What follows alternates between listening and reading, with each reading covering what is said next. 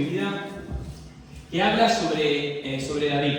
¿Amén? La palabra nos cuenta de que David fue un hombre conforme al corazón de Dios. Entonces, leyendo la palabra, buscaba algunos detalles de por qué David y por qué la palabra dice eso de David. ¿Amén? Y encontraba un salmo muy interesante, que es Salmo 27:4, que habla y nos da el secreto de cómo vivió David acá en la tierra. De cómo vivió él, acá estamos nosotros plantados, cómo él desarrolló su vida.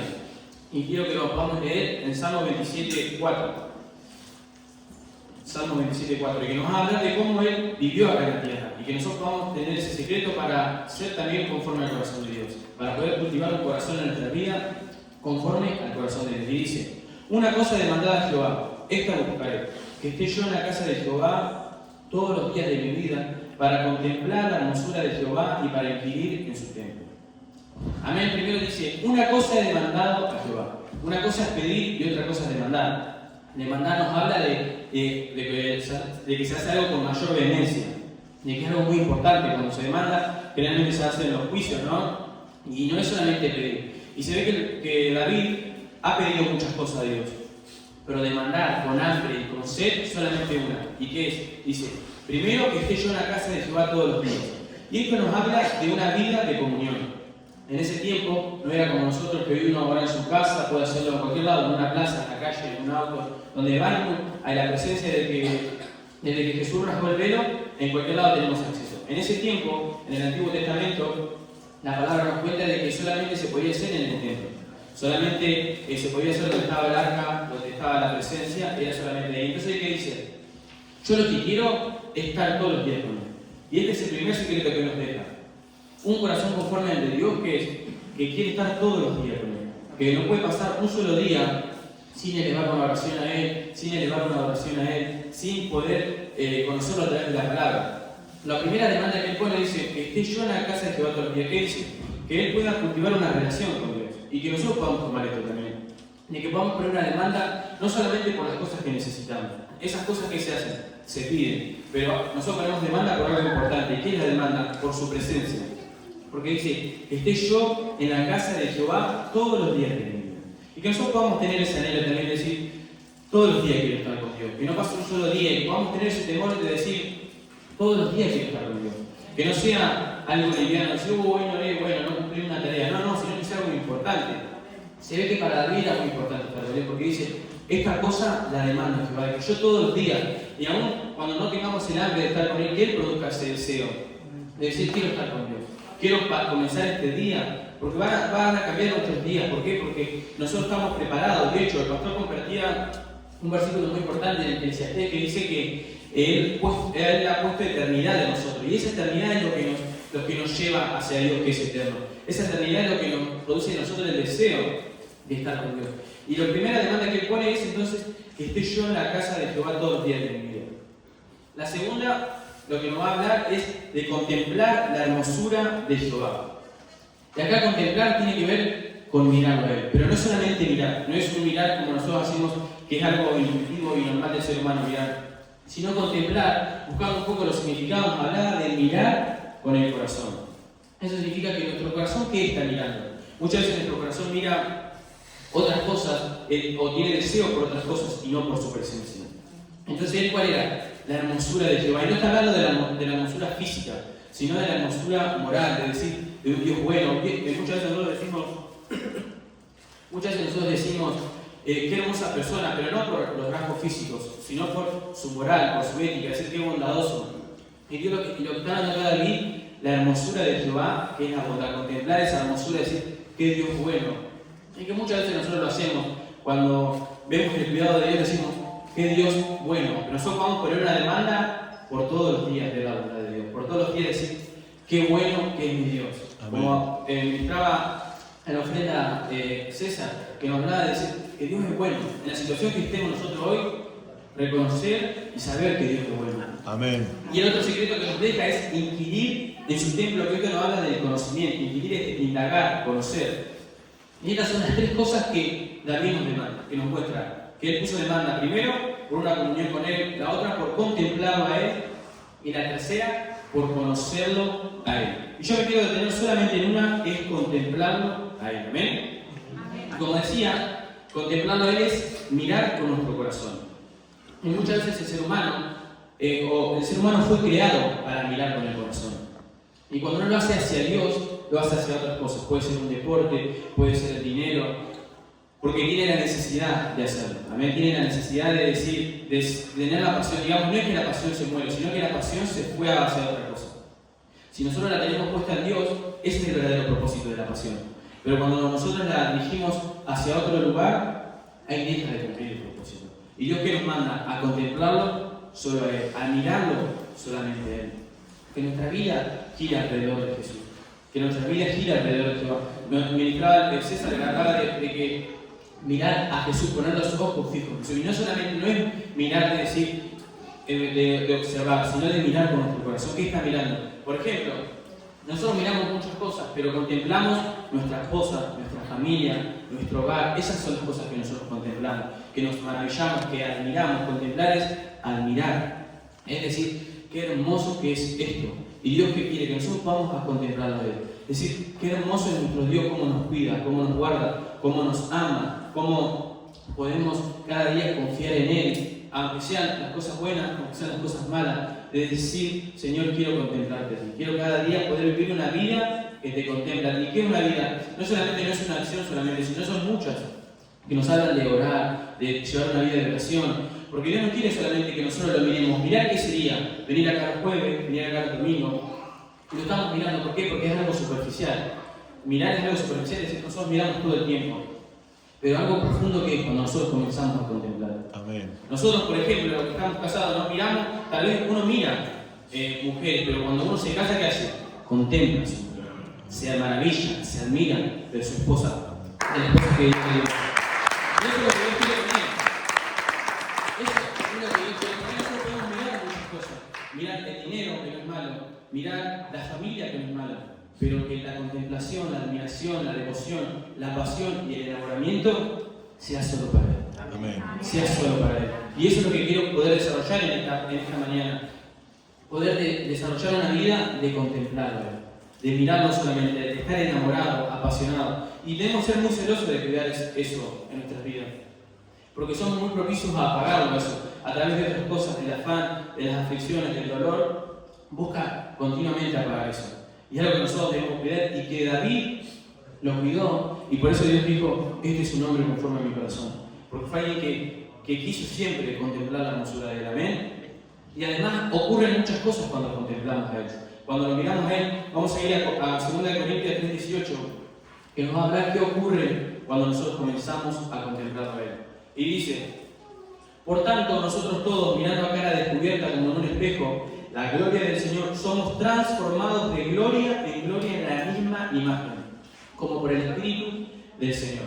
Primero que tenemos que hacer para mirarlo, tiene que ser a cara descubierta. Y ese es un secreto que nos deja acá de la contemplación, que no tiene que ser de decir, estoy bien, cuando uno en realidad no está bien. De decir, hoy estoy perfecto, y no, hoy capaz que hay días que nosotros tenemos que ir a Dios primeramente y decir, hoy siento dolor, siento preocupación, siento aflicción. Por eso dice a cara descubierta, significa sin máscara, sin a Dios es a la única persona, primero, porque Él sabe que estamos mintiendo. Y segundo, porque nosotros, Él nos deja esta confianza, decir, hoy Señor, hoy estoy mal, hoy estoy triste, por esto, por aquello, y vengo delante de ti, igual. Hoy me siento con un dolor muy profundo, pero por no entender cosas, pero igual vengo a ti. Eso nos habla del primer punto que tenemos que mirando a cara descubierta. Significa sin ninguna máscara, sin nada en nosotros que interfiera en la relación con Él, sino decir, mostrarnos tal cual somos. Ese es el primer secreto de la contemplación.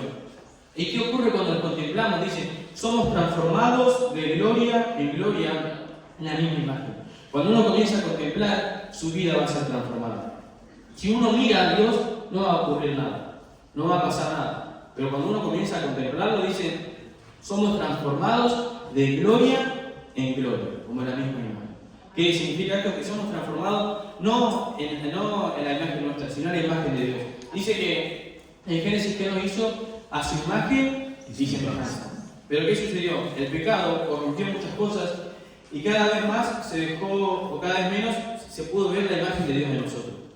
Hasta el punto de hoy que se ve muy poco la imagen de Dios en nosotros. Es más, dice que la maldad ha ido en aumento y cada vez menos se ve y que dice que cuando nosotros lo contemplamos a Él, vamos a volver ahí, porque dice, por tanto nosotros todos, mirando a cara descubierta como un espejo la gloria del Señor, somos transformados de gloria en gloria en la misma imagen. ¿En la misma imagen de quién? De Génesis, de Él, la que Él ya nos había creado, pero nosotros o el hombre corrompió. Segundo, ¿qué podemos aprender? Que cuando uno está enamorado de Dios, ahí es donde uno es transformado. Cuando uno está enamorado de Dios, es donde uno verdaderamente va a ser transformado. ¿Por qué?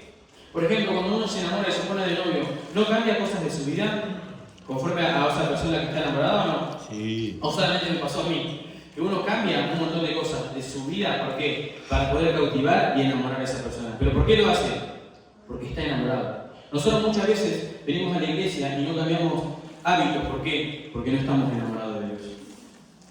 Solamente venimos a la iglesia porque venimos, pero no estamos enamorados. Y una persona va a cambiar su manera de vivir cuando está enamorado de Dios. Amén. Por eso Dios quiere que lo contemplemos, no que lo miremos.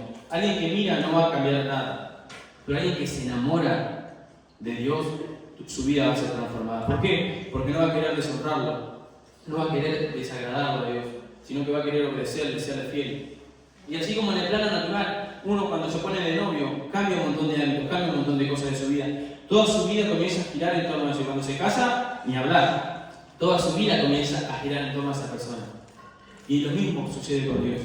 Cuando uno lo mira, nuestra vida no va a cambiar nada. Vamos a venir a la iglesia y nuestra vida va a seguir igual. Pero cuando uno se enamora de Dios, nuestras vidas, se va a cumplir lo que dice acá, vamos a ser transformados. ¿Por qué? Porque estamos enamorados. Y eso es lo que Dios quiere que nosotros logremos. No quiere que nosotros vengamos a la iglesia. Es más, Dios no quiere llenar las iglesias de personas, de multitud, sino quiere llenar de gente enamorada. Amén. Porque esa gente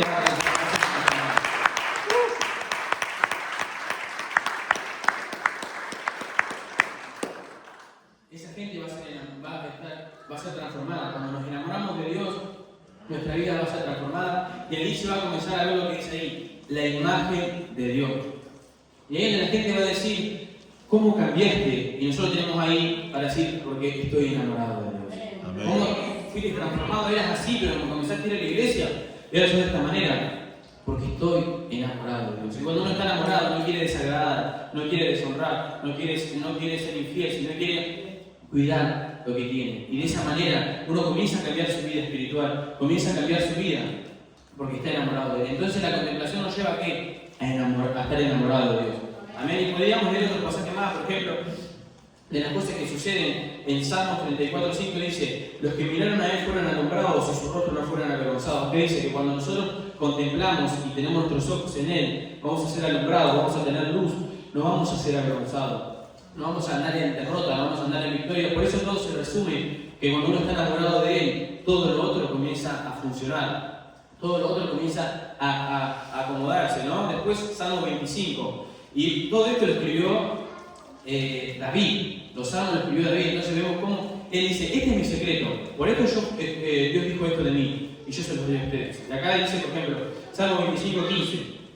Mis ojos están siempre hacia Jehová, porque Él sacará mis pies de la red. ¿Qué nos dice? Acá del cuidado de Dios, ¿por qué? Porque Él tiene los ojos puestos en Él. Y este es el secreto que nos deja David, de que cuando nosotros ponemos nuestros ojos en Él, todas nuestras vidas cambiarán, toda nuestra vida es transformada. Y es lo que sucedió con David. Y no habla solamente de que no vamos a pasar cosas o circunstancias malas, porque por ejemplo en este salmo dice, mis ojos están siempre hacia Jehová, porque Él sacará mis pies de la red. Seguro que Él está escribiendo esto en un momento de adversidad. Seguro que Él está escribiendo esto en un momento donde las cosas no le salían bien, pero eso no quitaba sus ojos de Él. Eso nos quitaba los ojos de Dios. Porque muchas veces cuando uno está mirando solamente y no está enamorado y apasionado por Él, a la primera prueba o a la primera aflicción, decimos no, lo de Dios ya no está y listo. Miramos para otro lado, buscamos solución mirando otras cosas. En cambio, cuando uno está tan enamorado de Dios como lo estaba David, dice, mis ojos están siempre hacia Jehová, porque Él sacará mis pies de la red. Que dice, Él estaba en un peligro, estaba en una red, estaba en un problema, pero eso no hizo sacar sus ojos de Él. Porque estar enamorado, que habla de un amor maduro. Amén. Habla de un amor maduro, no habla solamente de como se dice hoy, la cultura que vivimos hoy, de que se terminó la pasión, se terminó, eso es mentira. ¿Por qué? Porque era un amor inmaduro. Era un amor que no estaba sostenido sobre el amor puro, sino que estaba sostenido sobre otras circunstancias, y por eso hizo que se acabara, por eso hizo que se terminara, como dicen, ¿no? ¿Por qué? Porque era un amor inmaduro. En cambio, un amor maduro, como el que tenía David, y el que tenemos que buscar nosotros desarrollar con Dios, nos habla de que aún en las circunstancias vamos a mirar a Dios, en las circunstancias malas vamos a mirar a Dios. Aún, y David vivió un montón de circunstancias adversas. Por ejemplo, cuando a él le dicen que iba a ser rey y comienza una persecución de Saúl para querer matarlo. Y cuando uno no está en el amor maduro, que dice, me mintieron, ¿cómo me va a decir que voy a ser rey y me está persiguiendo para matarme? Pero el amor maduro que él tenía hacia Dios, la fe, la confianza que él tenía, las circunstancias no nos movían. Y nosotros debemos trabajar para que nuestra vida pueda estar afirmada ahí. Porque circunstancias vamos a pasar, es más, que somos avisó. En el mundo van a tener aflicción, pero el amor maduro hacia Dios, ¿qué nos va a hacer? Nos va a hacer mantenernos firmes. El contemplarlo a Él, el estar enamorado de Él, nos va a hacer mantenernos firmes aún en esas circunstancias. Sabiendo que nuestra esperanza, ¿cuál es? No es la acá de la tierra, sino es la eternidad. Amén. Y cuando uno vive de esa manera, toda la vida comienza a cambiar. Porque uno sabe que de acá somos pasajeros. Y hay un montón de pasajes que hablan de que nosotros somos como la hierba del campo, como la neblina que se disipa, y así es nuestro paso por la tierra. Pero nuestra mayor esperanza, ¿cuál es? Un día estar con Dios en la eternidad. Amén. Y David vivió de esa manera. Por eso a las circunstancias adversas no nos movían de él. Y nosotros debemos trabajar en nuestra vida para que las circunstancias no nos muevan de nuestra fe. De estar anclado a nuestra fe y a nuestra confianza en Dios. Que las circunstancias no nos muevan. Pero eso ¿cuándo sucede? Cuando uno contempla a Dios y está enamorado. Amén. Y cuando uno está enamorado, suceden todas esas cosas. Después también hablaba sobre mirar y sobre estar contemplando a Dios. Nos habla de Números, también nos habla de que en un momento el pueblo de Israel había pecado, una de las tantas veces que había pecado contra Dios, diciéndole cosas, porque estaban ahí. Y Dios en su enojo contra ese pueblo que hizo, mandó un montón de serpientes, dice. Mandó un montón de serpientes para que los mordieran al pueblo de Israel. Y bueno, ellos se arrepintieron y le dicen a Jehová, pidiéndole perdón. Entonces, ¿Dios qué hace? Le dice a Moisés que levante una serpiente de bronce y dice que los que miraban a esa serpiente eran sanados y eran perdonados. Y leyendo en Juan encontraba el mismo ejemplo y que me decía de que esa serpiente de bronce que levantaba simbolizaba a Dios. Entonces, ¿qué aprendía yo? De que cuando uno mira a Dios, también a Jesús y a Dios, es purificado, es perdonado, es lavado. Porque miren, esto yo lo conté para no leerlo todo porque es muy largo. Pero vamos a Juan 3, que nos habla de que esa serpiente simbolizaba a Jesús, a Jehová. Y cuando dice que cuando uno miraba a ellos, a esa serpiente eran sanados, eran liberados, eran perdonados.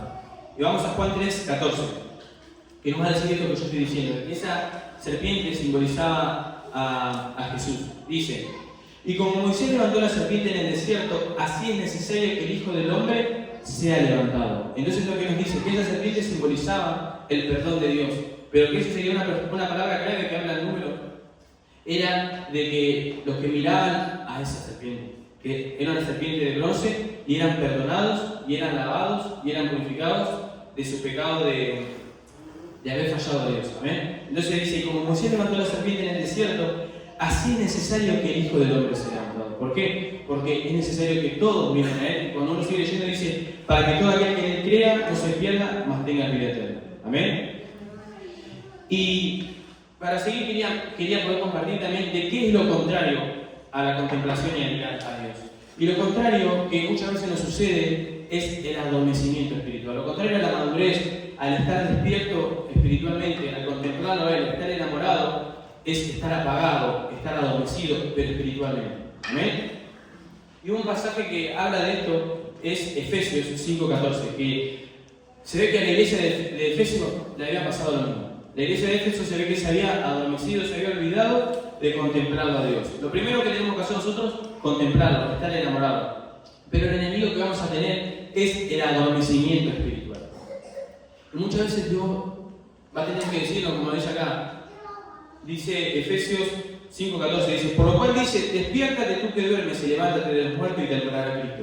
¿Qué nos habla esto? de que esta iglesia se había adormecido. Y muchas veces cuando nosotros no contemplamos a Dios y no estamos despiertos mirando a Dios, nuestra vida va a estar adormecida espiritualmente. Vamos a estar en la iglesia, pero no va a haber fruto. ¿Por qué? Porque estamos adormecidos espiritualmente. Y Dios no quiere que eso suceda. Por eso decía hoy que uno tiene que ser muy celoso de cuidar la presencia de Dios, de cuidar la relación con Dios. Porque cuando uno no está despierto mirándolo a Él, está adormecido. Y muchas veces nosotros nos acostumbramos a ese adormecimiento, nos acostumbramos a vivir de esa manera. Y Dios no quiere eso, sino que Dios quiere que nosotros seamos personas despiertas espiritualmente. Despierta al trasfondo espiritual que hay en el mundo.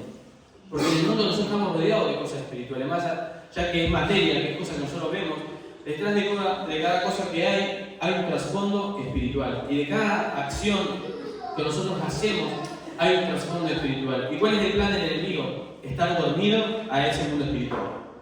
Estar adormecido a todo lo que sucede en el mundo espiritual. Y cuando uno está adormecido, vive y se acostumbra a rutinas, hábitos que abren puertas, que desatan maldiciones generacionales. ¿Pero por qué? No porque sea malo, sino porque está dormido en el mundo espiritual. Cuando nos olvidamos de contemplarlo a Él, ¿qué pasa? Nos adormecemos.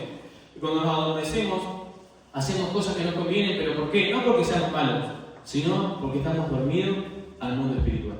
Y por eso acá en Efesios 5:14, Pablo dice: despiértate tú que duermes. Y tal vez es necesario muchas veces despertarnos en el mundo espiritual. Despertarnos a vivir una vida espiritual despiertos en el mundo espiritual. Y un pasaje clave que está en Mateo 26:36, hablando sobre esto y lo que le sucede y que justifica bien lo que es el adormecimiento. Jesús estaba pasando un dolor muy grande porque iba a ser entregado a la cruz. Y se llevó como a sus líderes, eran 12, pero siempre la Biblia destaca a Juan, Jacobo y Pedro, que eran como sus líderes espirituales del grupo de los 12, ¿no? Y dice: entonces llegó Jesús con ellos a un lugar que se llama Getsemaní y dijo a sus discípulos: sentaos aquí, entre tanto que voy y oro. Y tomando a Pedro y a los dos hijos de Zebedeo, comenzó a entristecerse y a angustiarse en gran manera. Entonces Jesús les dijo: mi alma está muy triste hasta la muerte, quedaos aquí y velad conmigo. Tenemos que estar atentos a eso. Y después dice: yendo un poco adelante, se postró sobre su rostro orando, diciendo: Padre mío, si es posible, pasa de mí esta copa, pero no sea como yo quiero, sino como tú. Vino luego a sus discípulos y los halló durmiendo. Y muchas veces Jesús confía en nosotros y viene a nosotros, y ¿cómo nos encuentra? Durmiendo. Porque no está hablando que estaban dormidos. ¿Para qué estaban dormidos ellos? Para orar. Jesús le dijo en el versículo 38, le dice, le abre su corazón y dice: entonces Jesús le dijo: mi alma está muy triste hasta la muerte, quedaos aquí y velad conmigo, orad conmigo. ¿Y cómo lo encuentran cuando vuelve? Durmiendo. Y muchas veces Dios mira entre nosotros y ¿cómo nos encuentra? Durmiendo. Nos encuentra durmiendo. Nos encuentra durmiendo a la oración. Nos encuentra durmiendo a la lectura de la palabra. Nos encuentra durmiendo a la adoración. Y Dios no quiere que eso suceda con nuestras vidas. Por eso dice: contémplenme. Cuando uno contempla, ¿cómo están sus ojos? Abiertos. Pero muchas veces nosotros nos engañamos con el enemigo y el afán y todas esas cosas que hacen nos duermen espiritualmente. Y podemos estar acá en la iglesia porque los discípulos, ¿cómo estaban? Eran la mano derecha de Jesús en la tierra, hacían milagros. Pero ¿cómo lo halló cuando Él volvió? Durmiendo. Por eso es importante y ser celoso de contemplarlo a Dios, porque cuando no lo estamos contemplando, ¿cómo estamos? Durmiendo. Estamos durmiendo en el mundo espiritual. Y podemos hacer un montón de cosas, porque hay unos discípulos que sanaban, que liberaban a los enfermos. Y digo: yo no lo conozco. Porque ¿a quién conoce Dios? A los que lo contemplan a Él, a los que están enamorados de Él. Amén. ¿Por qué llamó la atención David de Jehová? Porque él era alguien que estaba enamorado de Él. Él estaba apasionado por Él. Entonces, es importante la contemplación, porque cuando uno no está contemplando, está durmiendo. Y dice, el 39, yendo un poco más adelante, bueno, 40, dice: vino luego a sus discípulos y los halló durmiendo, y dijo a Pedro: ¿así que no habéis podido velar una hora conmigo? Velad y orad para que no entréis en tentación. El espíritu, la verdad, está dispuesto, pero la carne es débil. Otra vez fue, oró por segunda vez, diciendo: Padre mío, si no puede pasar de mí esta copa sin que yo la beba, hágase tu voluntad. Vino otra vez y los halló durmiendo. A sus discípulos, no era que era parte de la multitud, No era que era parte de que era gente que no lo conocía, era gente que vivió 3 años con Jesús. Gente que 3 años fue entrenada y preparada. ¿Y qué le pasó? Se durmieron a lo espiritual. Capaz que cuando la gente los seguía, iban atrás de Jesús porque la multitud los apretaba, eran famosos, todos los miraban. Ahí iban despiertos. Por ejemplo, cuando una persona quería un milagro, salí, alejate. A esas cosas estaban despiertos. Pero a lo espiritual, a lo que verdaderamente importaba, cuando Jesús más lo necesitaba, se durmieron. Y este es un tiempo donde Jesús nos necesita. Jesús nos necesita para, como decía hoy, mostrar la imagen de Él acá en la tierra. Amén. Cada uno de nosotros tenemos que mostrar la imagen de Cristo. Porque acá nos conocemos todos y sabemos todo y estamos por Dios, pero la gente del mundo no sabe. Y ahí es donde nosotros tenemos que mostrar la imagen de Cristo. Amén. No a través de hablar, sino a través de que te vean a vos y vean a Cristo. Me vean a mí y vean a Cristo. Y nosotros estamos preparados para acá y Jesús nos dice si vamos a estar durmiendo o vamos a estar atentos a las cosas de Él. Los discípulos, en esta circunstancia, ¿qué hicieron? Se durmieron. Otra cosa que pasamos por encima, cuando uno se duerme, está muy débil hacia el pecado. Porque le dice, oren y velen, no se duerman porque va a venir el pecado. No van a poder vencer la tentación si se duermen, le dice. Entonces, eso sucede cuando nos adormecemos a las cosas espirituales. Y Dios quiere que nosotros mostremos la imagen de Él, pero tiene que ser a través de estar despierto a las cosas de Él. Amén. Si no, uno va a estar adormecido a todo lo que nosotros tenemos que hacer como hijos de Dios. Y no es acá en la iglesia, sino es afuera. Porque esto es un entrenamiento.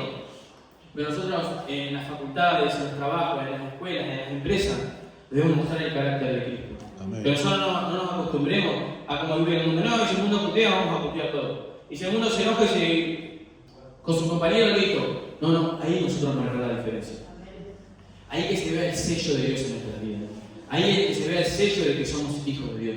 De que no nos vivimos como el mundo vive. De que no nos acostumbramos a las costumbres de este mundo. Sino que vivimos de la manera que Dios nos manda. Que vivimos siendo luz. Porque ese es el secreto que nosotros tenemos que tener y atesorar y vivirlo. Siendo luz. Porque hoy el mundo está en tinieblas. Hoy el mundo vive bajo la oscuridad del pecado y de todas esas cosas malas. Y ahí nosotros, nosotros vivimos para Dios. Nosotros no puteamos, ¿por qué? Porque desagradamos a Dios. Y ahí, ¿qué estamos haciendo? Estamos siendo luz. Amén. Si nosotros nos enojamos, como el mundo se enoja, perdemos la posibilidad de ser luz. Pero cuando uno vive sabiendo que está representando a Dios, porque eso somos nosotros, representantes de Dios acá en la tierra. Por ejemplo, Pablo habla de que nosotros somos embajadores. Y cuando uno va en una embajada que es como un pedacito por ejemplo, cuando nosotros vamos a otro país y está la embajada argentina, es como un pedacito de Argentina, habla nuestro mismo idioma, y en otro país es el mismo país que acá, digamos, es un pedacito de nuestro país en otro país. Y eso es lo que somos nosotros.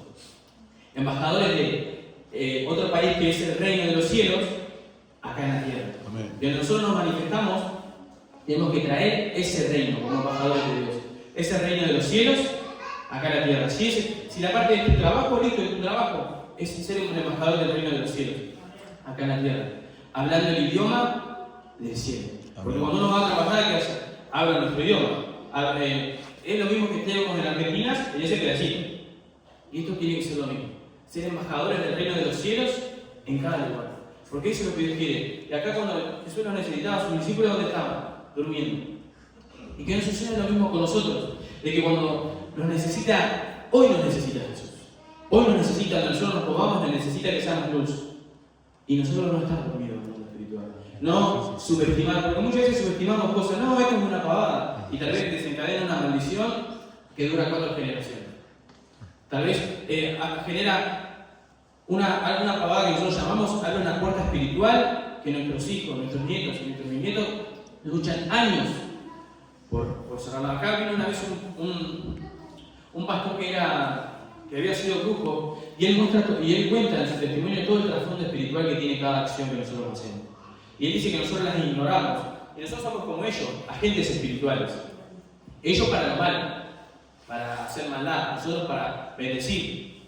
Y él cuenta cómo ellos trabajan con todas las cosas espirituales. Y de esa vez, que fue hace varios años que él vino, y ahí Dios me abrió los ojos espirituales. para ver todo lo que ocurre en lo espiritual.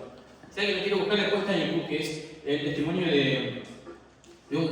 se llama de brujo a pastor. Y él cuenta, él llegó a ser como un pastor, pero de la brujería, ¿no? Y él cuenta todas las cosas que él hacía y muestra todo lo espiritual que hay detrás de cada acción.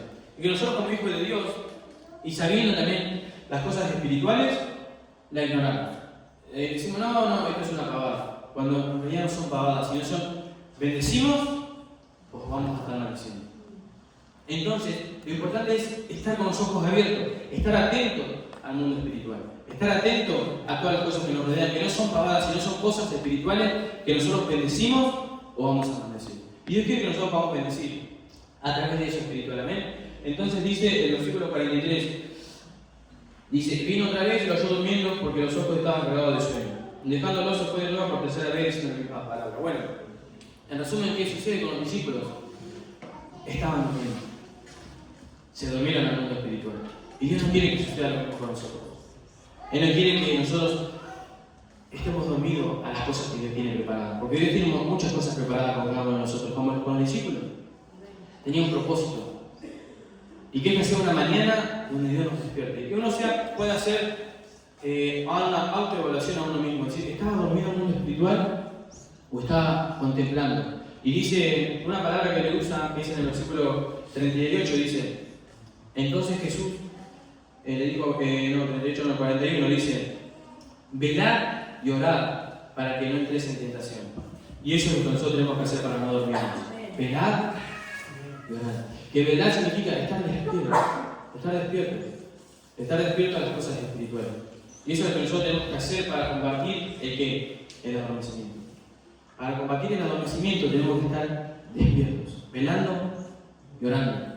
Porque muchas veces nosotros decimos, no, por nuestros hijos, y orar por tus hijos, bendecir a tus hijos, velar por tus hijos. Porque ahí es donde nosotros subestimamos algo espiritual. Nosotros los dejamos, y no pasa nada. Dios lo cuida, sí, Dios lo cuida, pero nos dejó encargados a nosotros para que velemos por ello, para que cuidemos por ello, para que estemos atentos. El mundo espiritual no es negativo, el mundo espiritual nos maldice y va a decir un montón de cosas. Y nosotros como gente espiritual tenemos que pelear esa batalla, decir, velar por eso. Por ejemplo, a mí me sucedió una cosa que anoche veníamos, al mediodía, ayer habíamos viajado con mi esposa Guardia a Buenos Aires, solos, y bueno, veníamos viajando, un viaje hermoso, pero cuando llegamos venía una tormenta tremenda, pero una lluvia, nunca había manejado con tanta lluvia que no se veía a 80 kilómetros, ibas y no se veía nada. Después me enteré que nosotros pasamos por Cachería a la 1 de la tarde, y a la 1:30 un accidente fatal, que se murió una persona, no sé si lo vieron, y se murió una persona, pero vinimos a hablar con mi papá, le contamos también que había pasado eso. Y mi papá dice, sí, estuve orando. Y eso es lo que hace un papá. Estar mirando. Porque era una circunstancia fea. Muy fea. Tan fea que se murió una persona en esa circunstancia. Pero yo vine a hablar con mi papá, le conté que me dijo él, estábamos orando, oramos todo el tiempo por el cuidado. Y eso es lo que tiene que hacer nosotros como hijos de Dios. Y lo que tenemos que hacer cada uno por sus hijos. Verás por tus hijos, no lo entregues. Decir, no pasa, no subestimemos las cosas espirituales. No subestimamos las cosas espirituales, sino bendecir, desatar palabras, declarar, aunque no lo vea, declarar, este va a ser un profeta, va a ser un pastor, va a ser un siervo de Dios. Porque si no lo entrega.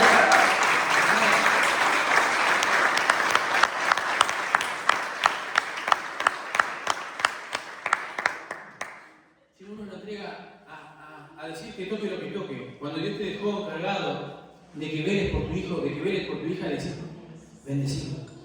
Cuidado. Por eso subestimamos, y eso es lo que hablaba hoy cuando yo decía que muchas veces los hijos de Dios los subestimamos y el mundo espiritual malo no los subestima. Que sea lo que Dios quiera. Vela por tu hijo. Está alerta por tu hijo. Amén. Está alerta por tu hijo. Entonces eso nos habla de qué? De gente despierta espiritualmente. De que no es todo. Y mucha gente, mirá vos, lo mismo que papá hace. No hace lo mismo que papá. Eso se llama iniquidad en el mundo espiritual. Y es algo que no se cortó. Y así un montón de cosas. Que mirá, qué casualidad. No son casualidades. Está repitiendo un patrón repetitivo de maldición generacional porque alguien no lo cortó. Entonces, ¿eso qué es? Conocer el mundo espiritual. conocer cómo se mueve el mundo espiritual. Y eso es cuando sucede, cuando nosotros contemplamos a Dios y somos alumbrados al entendimiento espiritual y no somos adormecidos. Amén. Entonces, en esta mañana, que podamos decir, Señor, despertame espiritualmente al mundo. Amén. Despertame a